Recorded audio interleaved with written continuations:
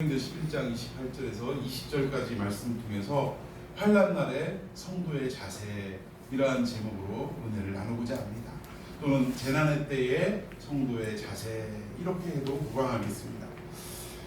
우리가 이 직면에 있는 이 세계적인 팬데믹 현상인 이 코로나19 바이러스, 이때 과연 우리가 성도들이 또는 교회가 어떠한 자세를 취하고 살아가야 할 것인가, 좀 조심스러운 마음으로 이 부분을 좀 나누었으면 좋겠습니다. 특별히 이 교회를 향한 이 지침이 참으로 견디기가 어려울 정도로, 이건 차별적 어떤 행사가 아니냐라고 생각이 들 정도로 갑자기 분노가 터지기도 하고 막 끓어오르는 어떤 이 감정이, 이런 법이 어딨냐라는 그런 어떤 마음이 주체할 수 없는 이러한 하루하루를 살아가는 이때에 과연 이 마음을 분노케 하는 이 상황 속에서 우리가 어떠한 자세를 취하고 살아가야 할 것인가. 이런 인간의 힘으로 극복할 수 없는 이 재난의 상황 앞에 우리는 여러 가지 어떤 대안을 쏟아놓을 수는 있을 것입니다. 그런데 정말 성경이 말씀하는 우리의 모습과 자세는 무엇이어야 하는가, 이 부분을 정말 우리가 깊이 있게 생각하기를 원하는 거예요. 우리가 성경 중에 환난 또는 재난, 이것을 딱 꼽으면 첫 번째로 떠오르는 인물이 있을 것입니다. 환난 중에 환난이요, 아주 재난 중에 재난을 겪은 한 사람이 있어요. 그 긴 성경 42장에 온통 재난의 역사로 점철되어 있는 한 책이 있습니다. 무엇일까요? 그렇죠, 욥기입니다. 이 욥기의 내용을 살펴보니까, 자, 우리 욥기 4장 7절에서 8절 다 같이 읽어봅시다. 시작. 생각하여 보라, 죄 없이 망한 자가 누구인가? 정직한 자의 끊어짐이 어디 있는가? 내가 보건대 악을 밭갈고 독을 뿌리는 자는 그대로 거두나니. 여러분, 이게 누가 한 말이냐면 욥의 친구들이라고 찾아온 사람, 그 중에 대만 사람, 대만 출신의 사람, 대만이 거기 중국 대만 아닙니다. 어이예요. 대만 출신입니다. 이 대만 출신의 엘리바스라는 사람이 욥이 온통 병에 걸리고 집안은 폭삭망하고 자녀들은 다 죽고 그냥 병에 걸려가지고 잿더미에서 기압장으로 박박박박 피부를 긁고 있는 그 모습을 보면서 한 이야기가 이 내용이더라는 거예요. 내용이 요지는 그겁니다. 야, 생각해봐라. 죄 없는 사람이 망한 경우가 어딨고 정직한 사람이 이런 일을 겪는 사람이 어딨냐. 우리 하나님은 공의의 하나님인데 네가 무언가 죄를 졌기 때문에 지금 이 어려움을 겪는 게 아니겠냐. 야, 정직한 자가 왜 끊기는 역사가 있느냐. 네가 끊길 만한 일을 했으니까 지금 이 일을 당하는 거 아니냐. 이거 결국은 네가 기억하지 못할지는 모르겠으나 뿌린 대로 거두는 역사다라고 말을 했다. 우리 말로는 사자성어로 이걸 뭐라고 그래요? 인과 응보. 네가 한 대로 겪는 거다, 거두는 거다. 지금 그 얘기를 하고 있더라는 거예요. 여러분, 이거 우리 특히 조심해야 됩니다. 어려움에 처한 성도들을 우리가 신방이라는 명목으로 찾아갔을 때 한번 잘 생각해봐. 네가 이 어려움을 겪는 이유가 또 뭔가 잘못해서 이런 거 아니냐? 너 지난달에 11조를 떼먹은 거를 나는 알고 있다. 너 주일 성수 껄핏하면 빼먹는 걸 나는 알고 있다. 네가 하나님 앞에 온전히 살지 못하니까 이런 일을 겪는 게 아니겠느냐 라고 말을 할 때 그 심정이 어떻겠어요? 이게 틀린 말입니까? 아닙니까? 논리적으로는 틀려요? 안 틀려요? 틀린 거 하나도 없어요. 근데 사람의 심정이라는 게 억지 소리로 이렇게 힘들게 하면 한 두어 시간 지나가면 잊어버립니다. 누가 나한테 욕을 해가지고 그 욕을 애매히 받아가지고 막 열받고 저게 나한테 왜 욕을 하지, 이런 생각을 하다가도 이거는 하루 이틀이나 두세 시간 지나면 이내 기억에서 사라져버리는 거예요. 근데 사람의 뼈를 때리고 아주 깊이 그냥 창으로 쑤시는 말이 뭐냐면, 논리 정연하게 반박할 수 없게 어떠한 이야기를 할 때 그것이 나에게 팍 박혀오고 쑤셔올 때 잊어버려지게 됩니까? 안 잊어버려집니까? 안 잊어버리고 상처로 남게 되더라는 거예요. 어떤 경우에는 일생을 가는 경우가 있어요. 참, 이런 상황에 욥의 친구들의 이야기가 아무리 살펴봐도 뭐 틀린 얘기를 너 이거 틀렸어 라고 말할 수 있는 논리대로라면 그런 게 하나도 없다라는 거예요. 이 세상에 죄 없이 망하는 경우 없고 또 정직한 자가 끊어지는 일은 없더라는 것입니다. 영원히 망하고 영원히 끊어지는 일은 없다는 거예요. 그런데 욥은 모든 것을 다 잃었어도 뭐라고 고백했던 사람이냐면 주신 이도 누구셔? 여호와시고 취하신 이도 여호와시라라고 말했던 사람이에요. 부인이 악담을 퍼부으면서 네 하나님을 저주하고 너도 죽어버려라 하고 집을 나갔을 때도 욥은 어떻게 반응했습니까? 그것에 대해서 분노하거나 그것에 대해서 아파하거나 그러지 않았어요. 주신 자도 여호와시고 취하신 자도 여호와라, 이렇게 신앙으로 극복한 사람이 욥이었습니다. 그런데 대만 사람 엘리바스라는 이 친구가 와가지고 이 말을 딱 던졌을 때 욥은 속된 말로 미치고 팔딱 뛰는 상황이 벌어지고 말았다. 너무 아픈 거예요. 반박할 수도 없고 악소리도 내지 못하는 상황에 처해 있다라는 것입니다. 그런데 하나님은 이 대만 사람 엘리바스의 이야기를 어떻게 평가하셨는가 한번 보겠습니다. 욥기 42장 7절입니다. 다 같이 읽습니다. 시작. 여호와께서 욥에게 이 말씀을 하시기에 여호와께서 대만 사람 엘리바스에게 이르시되 내가 너와 두 친구에게 보아하니 이는 너희가 나를 가리켜 말하듯이 내 종 욥의 말같이 옳지 못하느니라. 예, 하나님께서 대만 사람 엘리바스의 이 표현과 말에 대해서 하나님이 분노하셨어요. 진노하셨습니다. 그리고 엘리바스뿐만 아니라 그 둘의 이야기도 우리가 나중에 욥기를 살펴볼 때 보면 하나도 위로의 말이 아니라 그냥 뼈를 때리는 얘기만 계속한 거예요. 한마디로 너 회개해라 그 얘기예요. 근데 결국 하나님이 이 이야기를 평가하실 때 진노하시면서 마지막 이야기가 좀 이해가 안 됩니다. 내 종 누구 말같이 욥이 한 말처럼 너희들도 옳지 못하다. 이 얘기는 뭐예요? 욥이나 너희들이나 다 어떤 놈들이다? 똑같은 놈들이다.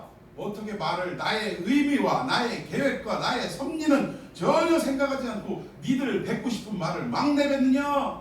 그러면 이 얘기는 욥도 이전에 하나님 앞에 어땠어요? 뭔가 하나님이 인정하지 않는 말을 했다라는 거예요. 그럼 그 얘기가 뭘까? 그 얘기가 뭘까? 자, 우리가 너무나도 잘 알고 있는 그런 우리 찬양으로도 이게 가사가 나왔어요. 노래가 나왔어요. 내가 종금같이 나오리라.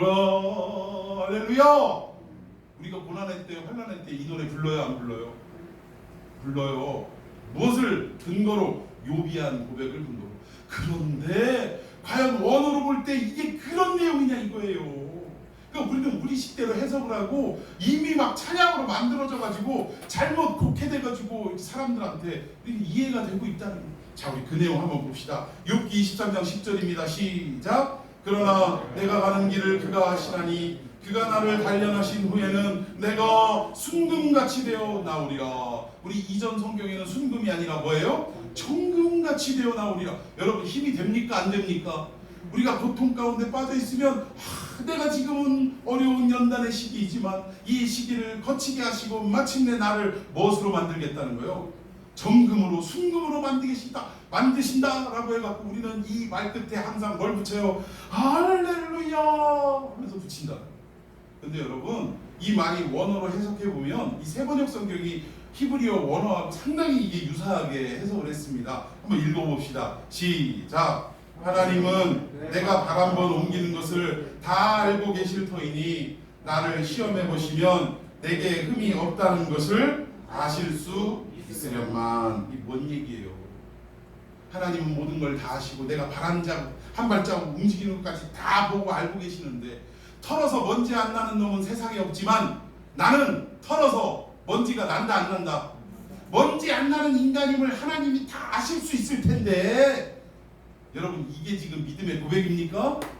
여러분이 알고 있는 이 욥기 23장 10절의 내용과 그 의미와 전혀 다른 내용이에요. 지금 뭐냐? 하나님 내가 이렇게 왜 고통을 당해야 됩니까?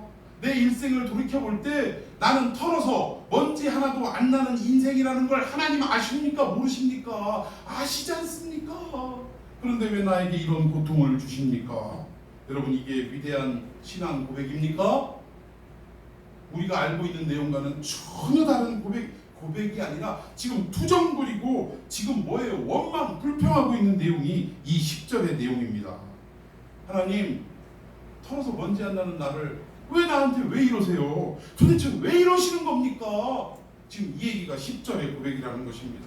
자, 그렇다면 친구들이 한 얘기나 욥이 한 얘기나 똑같습니까? 다릅니까?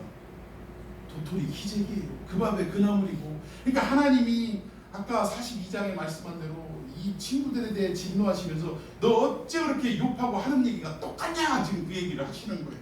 여러분 좀 이해가 가십니까? 오늘 대만 사람 엘리바스에게 너와 두 친구에게 노하나니 하나님 진노하셨어요. 이는 너희가 나를 가리켜 말하는 것이 내 종 욥의 말같이 옳지 못함이라. 무슨 말이냐? 하나님이 나는 그런 생각도 그런 계획도 전혀 없는데 너는 어떻게 그것이 내 생각이고 내 뜻이라고 그렇게 함부로 내뱉느냐? 라고 지금 말씀하고 있다는 것입니다. 사랑하는 성도 여러분, 각종 뉴스나 포털에서 지금 이 교회를 향한 핍박이 어마어마한 때입니다. 왜 교회만 수도 없는 감염이 일어나고 오히려 더 감염의 근원이 되는 곳들이 수도 없이 많은데, 아니 교회만 콕 집어가지고 벌금 300만 원을 운운하면서, 제가 오늘 점심 때문에 엄청 고민한 거 아십니까? 밥을 해먹는 거는 불가하고 그러면 김밥이라도 와서 여기서 사 먹어야 되나 생각했더니 해먹는 거나 가지고 와서 여기서 사 먹는 거나, 먹다가 현장에서 발각이 되면 식사를 금지했는데 왜 먹었냐 하고 분명히 시비만 거는 게 아니라 뭐예요? 행정조치해서 벌금도 300만 원이면 참 할 말은 아니지만 우리 교회 2달 살림인데 누가 그걸 그냥 말했는지 모르겠어. 그냥 아우 또 화가 나네. 그냥 300만 원을 지원은 못 해줄 만정 교회가 얼마나 방역에 힘썼습니까? 여러분, 교회만큼 이 코로나 바이러스가 확산되지 않도록 철저하게 정부의 이야기대로 순응해 준 데가 어딨냐 이거예요. 그런 교회를 갖다 이런 식으로 취급하고 대우하는 것이 정말 열받더라. 아마 여러분 내일 가면 여러분에게 또 이런 일이 생길지 모릅니다. 정 집사님, 아니 정동진 씨 교회 갔다 왔어? 어제 갔다 왔어? 안 갔다 왔어? 그래 안 그래요? 황선우 씨 교회 갔어? 안 갔어? 교회를 갔어? 이럴 때? 큰일이구먼.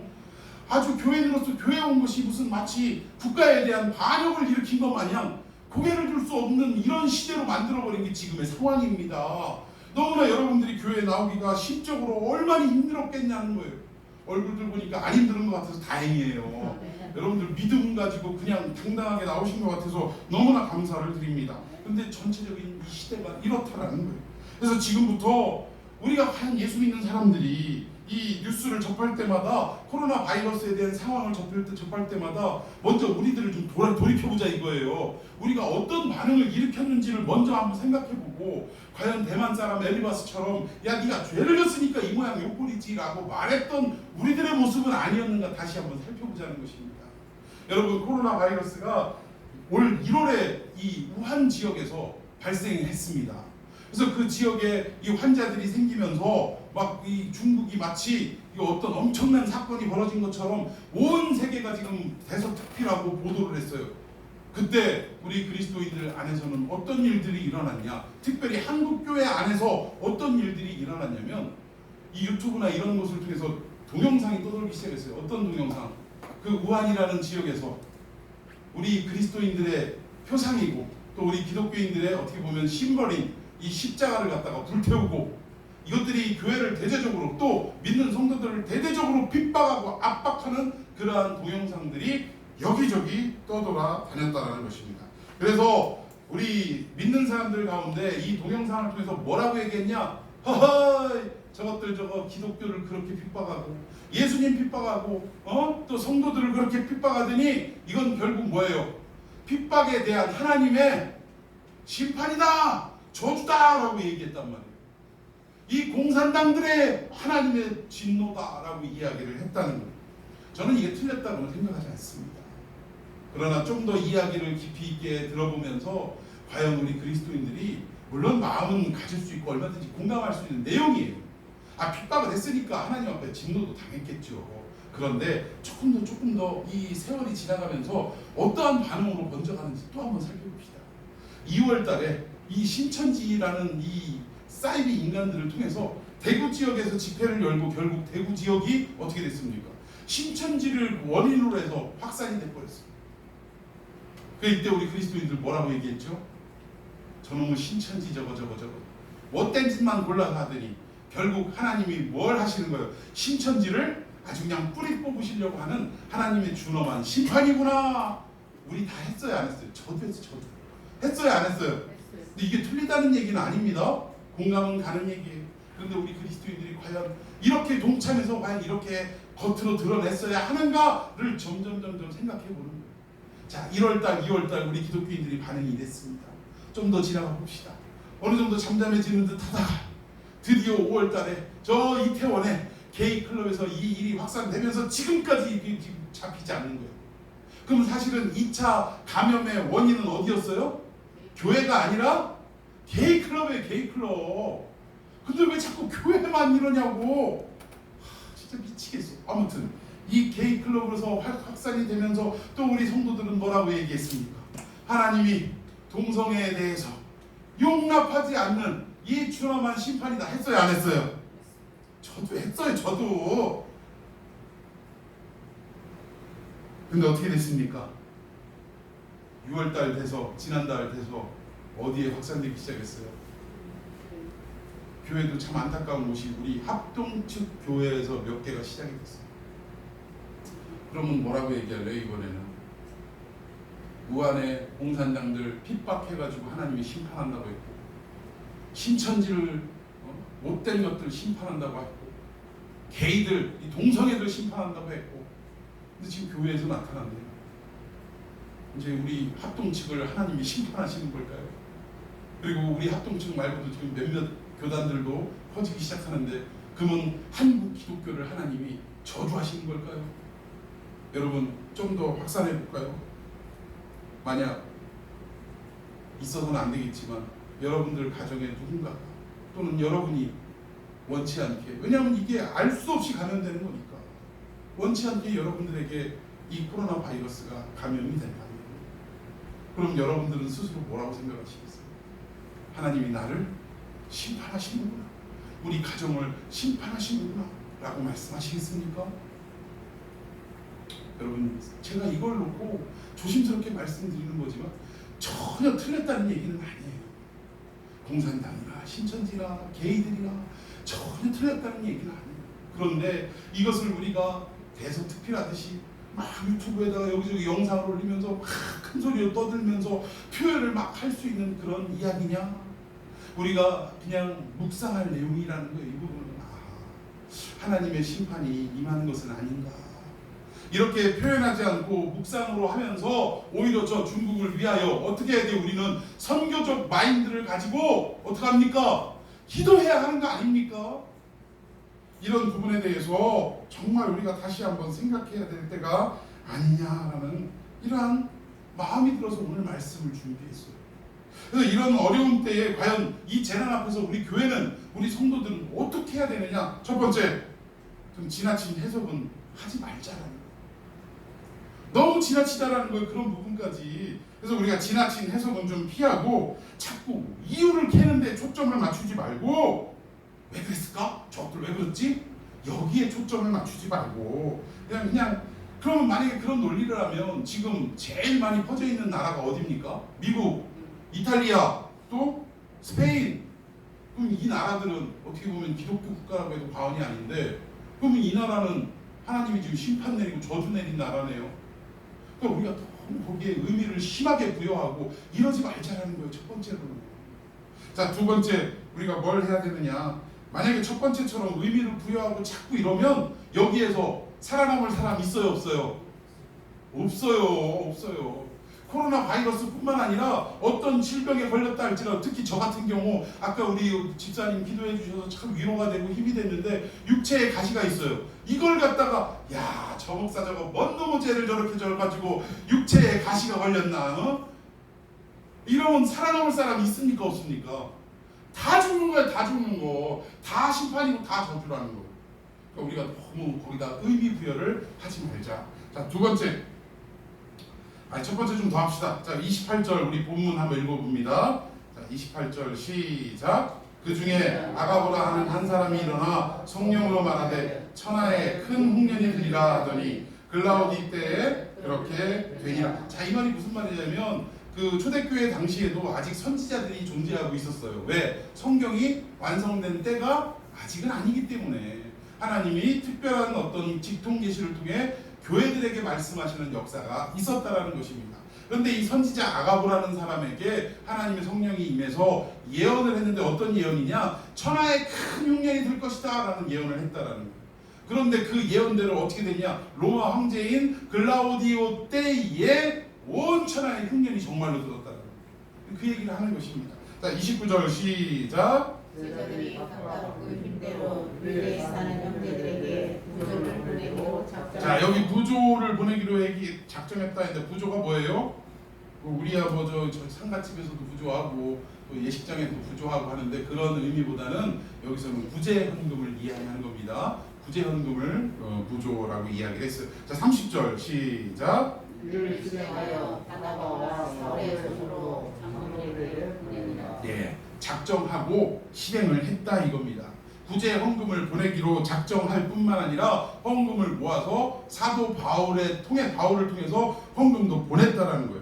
여기도 세계적인 재난이었어요. 온 세계에 흉년이 들었어요. 그럼 이럴 때 중요한 걸 우리가 해야 될 게 뭐냐면 헌금은 보내긴 보내는데 이 성도들이 보여봐. 야, 세계적으로 지금 뭐 예루살렘, 로마, 뭐 어디 할 거 없이 온 세계가 지금 흉년인데 그 중에 가장 극심한 데가 지금 어디라는 거예요? 예루살렘이라는 거예요. 예루살렘. 야, 왜 필요는 예루살렘에 이런 흉년이 제일 극심할까? 이유가 뭘까? 이거 사도들이 제대로 안 하는 거 아니요? 그런 말이 있어요, 없어요? 따졌어요? 분석했어요? 왜 예루살렘이 제일 어려운가? 이거 한번 파고 들었습니까? 그런 얘기가 없어요. 그냥 이것은 우리의 이해의 범주를 넘어가는 거예요. 우리의 범위를 넘어가는 거예요. 하나님이 이렇게 왜 하셨는지에 대해서 우리가 자꾸 자를 재고 하나님이 그래서 그래 라고 말하는 건 너무나도 위험한 어떤 상황이라는 것입니다. 뭐가 위험해요? 자기 스스로를 누구의 자리에 올려놓는 거예요. 이건 신의 자리에 올려놓는 거예요. 하나님의 자리에 올려놓는 거예요. 왜? 하나님의 의도가 무엇인지 정확히 알지 못하면서 하나님이 이래서 그랬어 라고 말한다는 것은 나와 하나님의 생각은 어떻다는 거예요? 같다 이 얘기예요. 이게 흔히 목사들이 자주 범하는 하나님과 나는 동기동창이다. 성부, 성자, 성령, 담임 목사 이런 식으로 성부, 성자, 성령 또 무슨 부흥 강사 이게 이렇게 되는 지름길이라는 것입니다. 여러분 이래서는 안 된다는 거예요. 우리는 이런 상황에 자꾸 명징하게 뭔가를 왜 그랬는가를 드러내려고 하는 이런 마음보다 그냥 기도하고 덤덤히 좀 넘어갈 수 있는 자세가 필요하다라는 것입니다. 그냥 그쪽에서 어려움이 있으니까 어려운 사람 어떻게 해줘야 돼요? 어려운 교회 어떻게 해줘야 돼요? 그냥 사랑하는 마음으로 예수님 마음으로 그냥 하면 되는 거예요. 우리 할 일을. 여러분 이런 교회가 되기를 축원합니다. 예, 두 번째 뭘 해야 되냐? 재난의 때 왜라고 따지지 말고 무엇을 해야 할 것인가로 전환이 되어야 한다는 것입니다. 여러분 동의하십니까? 이게 뭔 얘기냐면 재난을 겪고 있는 현장과 고통에 빠진 사람들한테 저 인간 도대체 왜 저런 일을 겪는 것일까? 이걸 생각하지 말라라는 얘기예요. 왜 이런 일이 일어나는가? 이런 것보다 나는 그리스도인으로서 이러한 상황이 처해 있을 때 내가 해야 할 일은 무엇인가? 여기에 집중을 맞춰야 한다는 것입니다. 여러분 이게 더 중요한 문제임을 여러분 다 각인하시기를 바랍니다. 우리 그 모습을 오늘 본문 사도행전을 통해서 우리가 만나게 되는 거예요. 누구도 피할 수 없는 이 세계적인 재난 앞에 예루살렘 교회만 특히 유독 심했는데 많은 교회들이 욕 친구들처럼 야 예루살렘 교회 뭔가 잘못이 있으니까 그렇지 뭔가 하나님의 진노가 유독히 임할 일을 했으니까 그렇지 라고 했다면 예루살렘 교회 어찌 보면 본국교회인데 얼마나 상처를 입고 얼마나 아파했겠냐 이 얘기예요. 욥이 그 친구들에게 얘기를 들을 때 반박할 수 없는 논리로 잘못했으니까 이렇지라고 할 때 참 뭐라고 반박은 못하겠지만 뭔가 가슴을 막 후벼 파고 들어오는 아픔이 얼마나 컸겠냐 이 말입니다. 여러분 우리는 이럴 때일수록 철저히 뭘 조심해야 돼? 우리 입 신체 구조 중에 뭘 제일 조심해야 돼요? 입 조심해야 돼. 입 조심해야 돼. 코로나 바이러스뿐만 아니라 우리 성도들 가운데 누가 아파서 병원에 가서 또는 이게 예기치 않는 사고를 당했을 때 가가지고 쓸데없는 소리 좀 하지 마. 쓸데없는 소리 좀. 그걸 위로랍시고 하냐고요. 왜보단 내가 지금 이 상황에 처해 있는 이웃들을 위해, 이 성도들을 위해, 형제자매들을 위해 뭘 할 것인가, 여기에 더 초점을 맞추고 중심을 맞춰야 한다는 것입니다. 세 번째, 우리가 무엇을 해야 되는지 정확하게는 알지 못하지만, 그러나 이것이 교회가 마땅히 해야 할, 성도가 마땅히 해야 할 일이라는 어떤 이러한 기준점들이 있을 거예요. 그 일들을 묵묵히 그저 말없이 실행하다 보면 언젠가 하나님이 계획하신 그 모든 것들을 볼 날이 찾아올 줄로 믿습니다. 그냥 우리가 무엇을 할 것인가를 염려하고 또 생각하고 그 일을 하다 보면 하나님이 정말로 우리에게 원하시는 그 무엇인가를 보게 될 날이 있다. 여러분, 요즘 얼마나 힘드냐? 우리 청년들이 제일 힘들어요. 취업이 안 돼요. 취업이. 지금 청년들 취업 문제가 너무나 극심합니다. 그런데 우리 청년들이, 특히 믿음의 청년들이, 아니 왜 나에게 이런 일이 생겨야 되냐? 그리고 해필이면 왜 내가, 특히 뭐 우리 딸내미 같은 경우는 그렇지 않겠어요? 아니 지금 내가 졸업하고 취직을 해야 되는데 왜 해필이면 요때 이런 일들이 생겨가지고 내 앞날에 태클을 거냐? 요즘 막 자주 나오는 노래 있더라고요. 내 인생에 태클을 걸지 마! 막 이러면서 막 소리를 지르는데, 진짜로 왜 이 코로나가 내 인생에 태클을 거냐라고 그렇게 생각할 수 있는, 또 말할 수 있는 그러한 시기라는 거예요. 그런데 왜 하필이면 이런 시기에 이런 문제가 나에게 닥쳤는가 알 수 있어요? 모르는 거예요. 어떤 목사님이요, 요즘 목사님들 세미나들이 있는데 제가 참 가지를 않습니다, 일부러.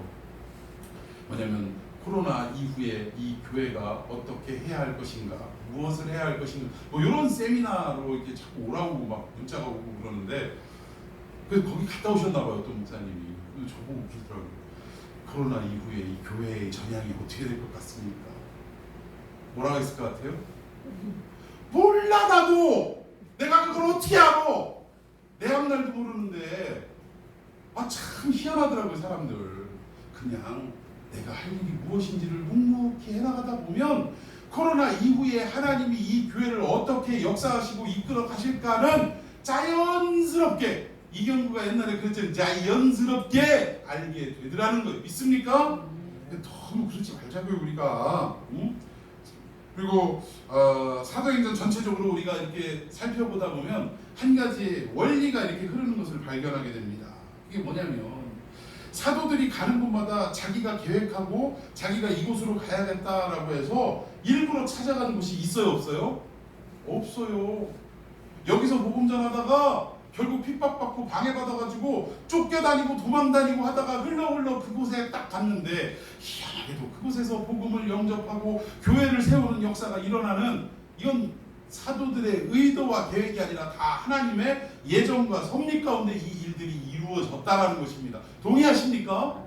참 이런 원리를 우리가 발견할 수 있다라는 거예요. 맨날 핍박받고 맨날 쥐어터지고 맨날 재판받고 감옥에 갇히고 이러다가 이리 도망가고 저리 도망가고 고난의 자리에서 기도하고 예배하고 이럴 때 하나님이 교회를 세우시는, 뭐 우리말로 귀인을 만나서 교회를 세우고 예배하는 이런 역사가 일어났는데, 북아시아 지역 전체를 살펴보니까 바울이 전도 여행을 다니다가 교회가 세워진 곳을 살펴보니까 전부 다 이런 식으로 도망가고 쫓겨다니다가 뿌려진 복음이 이 씨를 맺고 싹이 나고 자라서 교회가 되었다는 것을 우리는 알 수 있다.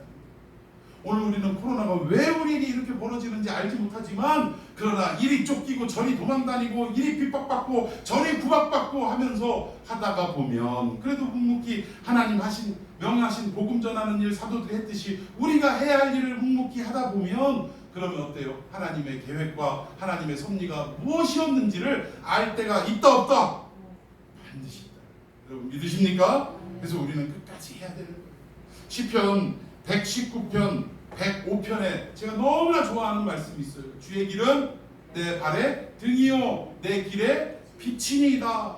발의 등은요, 가까운 곳도 살필 수 있도록 하나님이 하시고, 이 빛은 먼 곳까지도 하나님이 다 예비하시고 인도하시니 어떡하라는 거예요? 너는 하나님만 바라고 그만 의지하라. 말씀만 붙들고 살아가라. 그 얘기입니다.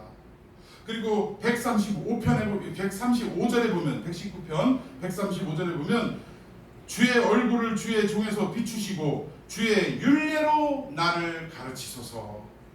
여러분 요즘 같은 때에 우리 지금 인터넷 포털 사이트에 높은 그 성적을 그 순위를 매기고 있는 단어가 뭐냐면 꼰대라는 단어예요. 꼰대.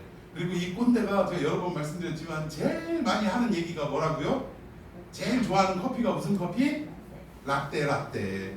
이게 뭐냐면 라떼는 말이지 이게 요즘 것들 말이지 이래가면서. 근데 여러분 생각해 보세요. 지금 이런 팬데믹 코로나 현상이 전 세계로 이렇게 퍼질 것을 우리 어르신들도 알았어요, 몰랐어요? 그럼 이런 때 어떻게 살아가야 할지 정답과 해답을 압니까, 모릅니까? 젊은이나 나이 드신 분이나 이걸 경험해보지 못했기 때문에 너도 어떻게 해야 될지 모르고, 아까 어떤 목사님이 물어봤을 때 나도 몰라 라고 대답을 한 것처럼 우리는 너도 나도 다 모르는 거예요. 지금 다 모르는데 무슨 라떼를 얘기해요. 지금 이때는 어떻게 해야 될 때냐? 방금 말씀드린 주의 얼굴을 비춰주셔서 주의 율례로 나를 가르쳐 주옵소서 라고 젊은이나 연세 드신 분이나 똑같이 반응해야 될 상황이라는 것입니다. 알지 못하니까 그저 내 발에 등이 되시고 내 길에 빛이 되어 주셔서 내 가는 길을 온전히 인도하여 주시옵소서. 한 치 앞도 내다볼 수 없는 상황 아닙니까? 참 이럴 때 보면 우리는 정말 우리 앞길도 모르면서 너무나 남의 상황들을 쉽게 재단하고 판단하고 해석하더라는 것입니다. 아까도 말씀드렸지만 공산당 심판이다, 신천지 심판이다, 이 저주가 완전히 지금 뭐 대구를 뒤덮였다, 뭐 그리고 동성애 때문이다, 막 이러면서 그렇게 얘기했는데요. 여러분 한 달 만에 상황이 바뀌었어요. 또 석 달 만에 상황이 바뀌었고요. 또 한 달 만에 교회가 또 가염되기 시작하는 상황으로 바뀌었어요. 여러분 옛날에 대구 사람들이 올 수 있었어요, 없었어요? 못 왔어요. 서울에서 대구로 마음대로 들어갈 수 있었어요, 없었어요? 아이고 겁나서라도 못 갔지요. 근데 요즘은요 대구 사람들이 서울로 전화를 한답니다.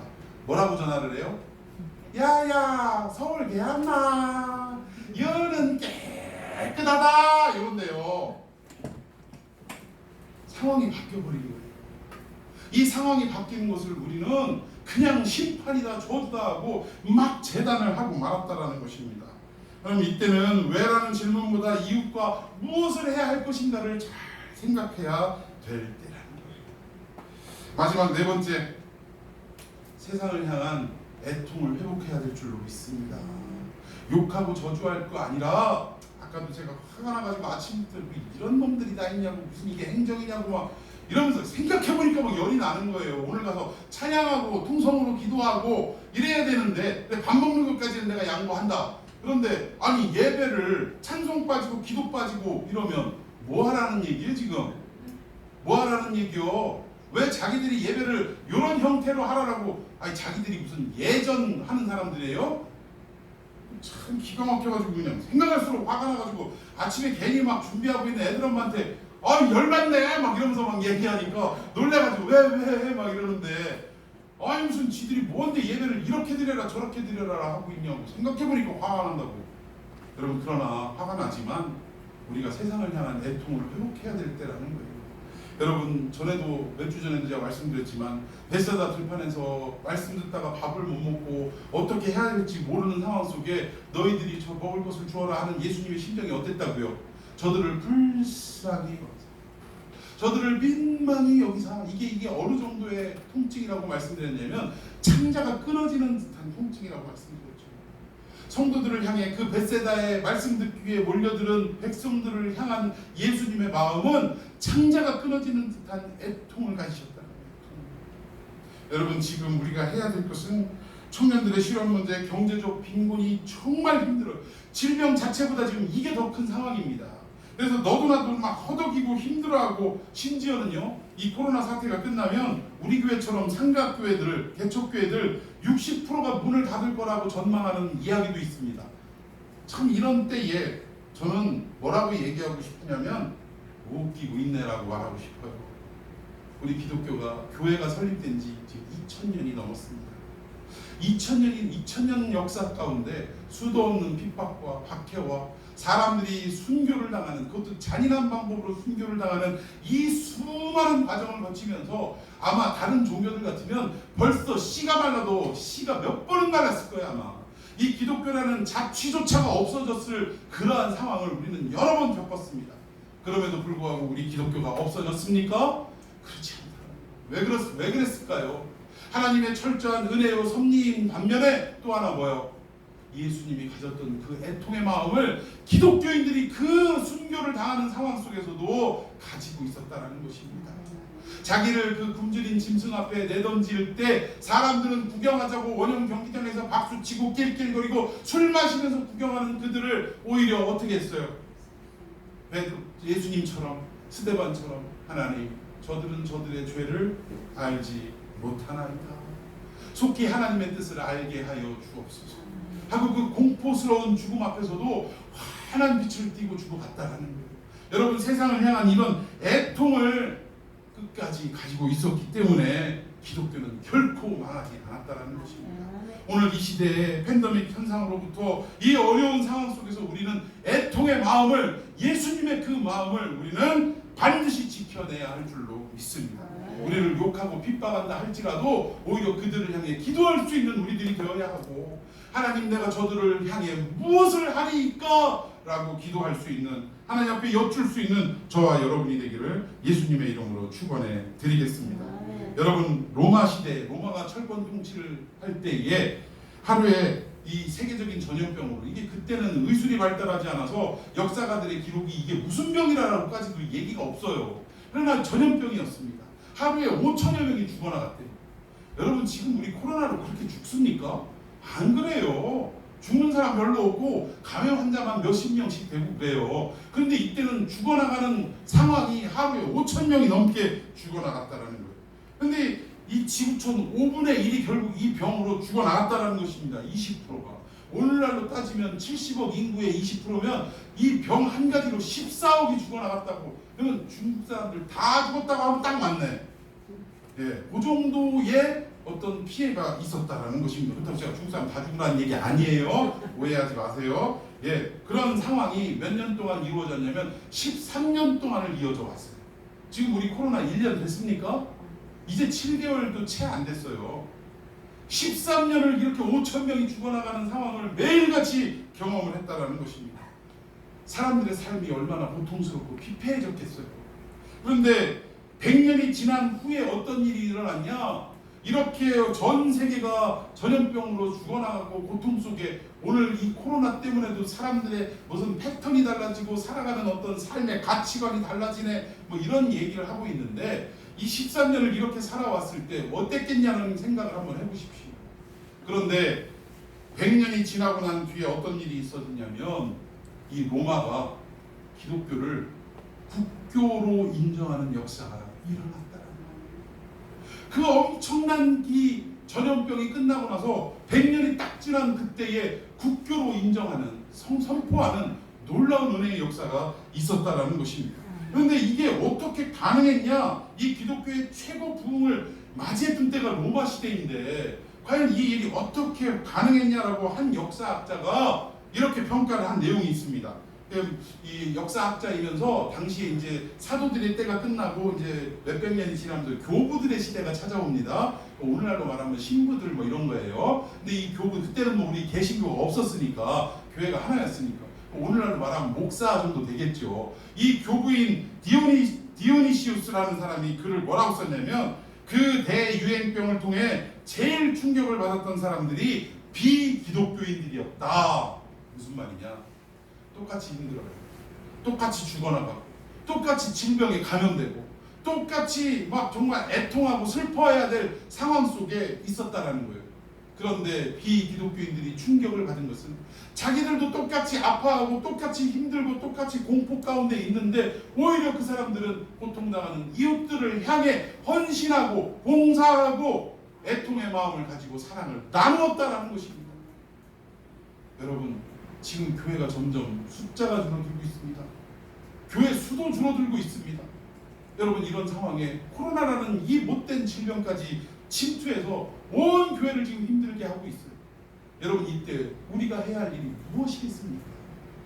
지금은 기독교가 점점점 축소화되고 언젠가는 소수들만 모이는 그러한 어떤 작은 종교가 될 것이다라고 내다보는 전망이 수도 없는데 여러분 이런 데 마음 뺏기지 마시고 여러분 애통을 회복하시기를 바랍니다. 코로나 때 애통을 회복하고 우리가 할 일이 무엇인가를 먼저 생각하고 왜보다는 무엇인가를 먼저 생각하고 우리가 그렇게 하루하루를 살아가다 보면 반드시 이 코로나가 끝나고 나서 오히려 믿지 않는 사람들이 감동을 하고 도대체 기독교라는 사람들은 뭐하는 사람들이길래 우리 마음에 이런 감동을 주는가. 오히려 자기들도 아프면서 다른 아픈 사람들의 고통을 위하여 헌신하는가 라고 생각하고 하나님의 품으로 돌아오게 될 줄로 믿습니다. 여러분, 로마의 율리아노스 황제가 이런 얘기를 했대요. 그러니까 제발 저 갈릴리 촌놈들을 모방해라. 저들의 이방인들을 향한 자비를 배워라. 저 갈릴리 그리스도인들이 로마의 어려운 사람들을 돕다니 이것은 부끄러운 일이다. 그때 당시에 그런 얘기를 했다는 거예요. 저 갈릴리 무지한 촌놈들, 우리로 얘기하면 저 가진 거 없고 배운 거 없는 무식한 것들이 우리 이 지식층인 로마인들을 이 고통 가운데 도와주는 역사가 있었다. 야 이놈들아, 니들도 저 갈릴리 촌놈을 좀 배워라. 배웠다는 놈들이 지들 먹고 살기에 급급해가지고 지금 이 어려운 상황에도 국가의 돈을 또 국가의 어떤 정보력을 이용해서 지 배불리는 놈들이 아직도 있다라는 거예요. 이런 사람들은 분이라고 표현할 수가 없어요. 여러분, 이런 때에 율리아노스 황제의 이 이야기가 참으로 그 사람들에게 좀 가슴속에 박히는 역사가 있었으면 좋겠습니다. 여러분, 저는 이 코로나 사태를 맞이해서 교회가 여러 가지 일을 해야 되는데 늘 제가 생각했던 게 뭐냐면 교회의 재정은 투명성이 최고야라고 그동안 생각했어요. 물론 틀린 얘기 아닙니다. 투명해야죠. 근데 여러분, 투명성보다 더 중요한 게 있더라고요. 방향성입니다. 교회가 도대체 재정을 어떻게 써야 하느냐, 어디에 써야 하느냐, 여기에 더 초점을 맞춰야 한다는 거예요. 투명한 것도 반드시 지켜야 되지만 투명함을 뛰어넘어서 투명함은 뭐해요?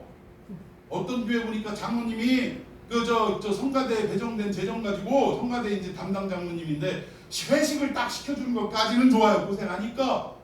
근데 회식 끝나고 나서 그 서빙을 했던 아주머니들 있잖아요. 그 아주머니들한테 몇만 원씩 차비하라고 돈을 주는 건 그건 자기 돈으로 해야지. 근데 그 돈이 어디서 나왔어요? 재정에서 그게 나오더라고. 재정에서. 나중에 그 재정 보고서 뭐 다 봤더니 뭐 차지? 뭐 그렇게 썼더라고요. 그 공사료라고 쓰면 좋았을 걸. 그렇게 해가지고서 그 뭐 술집도 많이 다니셨나봐. 그런 말을 하는 거 보면. 그런 거를 볼 때 여러분, 투명성보다 장부에 잘 적었으니까 투명하지. 투명이 뭐가 중요해요? 근데 투명하지 않으면 그것도 문제입니다. 투명도 해야 되지만 더 중요한 게 뭐다? 방향성이다. 하나님이 뜻하신 바대로 사용해야 되고, 할렐루야! 하나님이 원하시는 대로 우리가 해야 할 일대로 해야 되는 게 이게 더 중요하다라는 것입니다. 자, 오늘 네 가지의 삶, 코로나 바이러스 이 재난의 때에 우리가 해야 할 것이 무엇인지 다시 한번 생각해 봅시다. 자, 첫 번째 함께 있습니다. 지나친 해석과 분석은 위험하다. 둘째, 셋째, 자 마지막 넷째, 할렐루야. 재난의 때 우리가 이러한 성도, 이러한 교회가 되기를 예수님의 이름으로 축원해 드리겠습니다. 자, 우리 이 말씀 붙들고 시간이 없어서 찬양까지 했으면 좋겠는데 기도합시다.